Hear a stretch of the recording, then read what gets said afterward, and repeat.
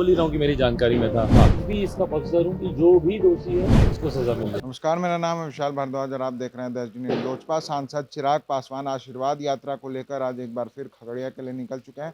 वहां वो रामविलास पासवान की बरसी पे एक भोज का कार्यक्रम करेंगे। वहीं खगड़िया जाने से पहले उन्होंने पत्रकारों से बातचीत की और बातचीत में उन्होंने कहा कि जिस तरह से स्वाति पटेल जो है उन्होंने प्रिंस राज का नाम अपने एफआईआर में दिया था और उसमें चिराग पासवान का भी नाम सामने आया था, उसको लेकर चिराग पासवान ने कहा कि मैं ही वो पहला शख्स था जिसने उन दोनों को पुलिस में कंप्लेन करने की सलाह दी थी और मेरा नाम उसमें आया है, मैं उसमें एक्यूज नहीं हूँ।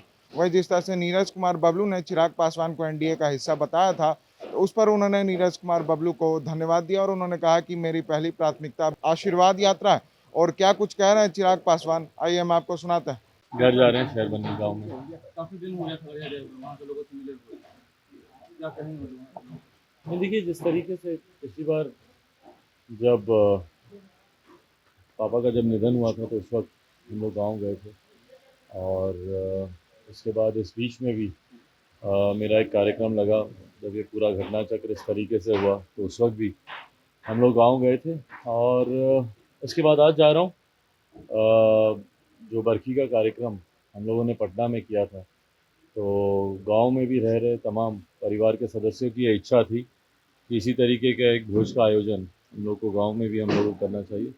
तो आज वही कार्यक्रम है वहाँ पर। मुलाकात होगी। बिल्कुल बिल्कुल जा रहे हैं गांव, तो वहीं। नीरज कुमार बबलू अध्यापक के मंत्री कह रहे हैं कि चिराग पासवान एनडीए का ही हिस्सा है, इसमें कहा कोई शक नहीं। भाई मैंने हमेशा इस बात को कहा है कि मेरी ये प्राथमिकता ही नहीं है। मैं बहुत बहुत धन्यवाद करता हूँ नीरज कुमार बबलू जी का, पर मैंने इस बात को मैंने हमेशा कहा है कि मेरी अभी प्राथमिकता सिर्फ मेरी आशीर्वाद यात्रा है और उसके माध्यम से अपने संगठन को मजबूत करना, और मेरा ध्यान कहीं पे बात नहीं है। कितनी हद तक सच है? चिराग जी जो विवाद उठा है एफआईआर वाला है, उसमें आपका भी नाम मतलब है कि हाँ उन्हें पता था, उन्हें पहले से संज्ञान में था। बिल्कुल मेरी जानकारी में था, इस बात को तो मैंने कहा ही है, मेरी जानकारी में था। पर जैसे ही ये विषय मेरी जानकारी में आया, आप लोगों को याद होगा जब ये पार्टी में टूट और ये पूरा जब घटना चक्र घटा था 13 जून को, उसके बाद संभवतः मैंने शायद 15 जून को मैंने एक प्रेस कॉन्फ्रेंस की थी, उसमें भी ये सवाल उठा था और उसमें भी मैंने इस बात को बहुत क्लियरली कहा था कि हाँ, जनवरी के आसपास मेरे संज्ञान में ये पूरा मामला आया था और उस वक्त मैंने दोनों को बुलाकर दोनों का पक्ष मैंने सुना। मैं कोई इन्वेस्टिगेटिंग अथॉरिटी नहीं हूँ, मैं ऑथराइज नहीं हूँ इस तरीके के किसी भी क्रिमिनल मामले में किसी भी तरीके का कोई भी साइड लेने के लिए या डिसीजन लेने के लिए। इन्वेस्टिगेशन का मामला है, इन्वेस्टिगेट होगा,